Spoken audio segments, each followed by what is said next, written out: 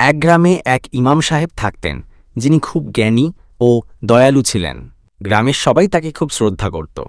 একদিন গ্রামের এক লোক এসে বলল, হুজুর, আমার ছাগলটা নামাজের সময় বারবার মসজিদে ঢুকে যায় আর মুসল্লিদের বিরক্ত করে। আপনি একটু বুঝিয়ে বলবেন? ইমাম সাহেব হাসলেন এবং বললেন, আচ্ছা, আজ আমি ওকে শিক্ষা দেব। সেই দিন জুমার নামাজের সময় ইমাম সাহেব খুতবা দিতে উঠলেন। হঠাৎ সেই ছাগলটা আবার মসজিদে ঢুকে পড়ল, সোজা গিয়ে উঠল মিম্বারে। সবাই অবাক। ইমাম সাহেব তখন হাসতে হাসতে বললেন, দেখো ভাই, এই ছাগলও বুঝে গেছে হকের কথা বলা মানে মিম্বারে উঠতে হয়। আর আমরা অনেক মানুষই এখনও বুঝিনি আল্লাহর ঘরের আদব কিভাবে মানতে হয়। সবাই হেসে উঠল, আবার সাথে সাথে ভাবনায় পড়ে গেল। এরপর থেকে কেউ আর মসজিদে আদব ভেঙে চলত না, ছাগলটাও আর বিরক্ত করত না। গল্পটি কেমন লাগলো আপনার?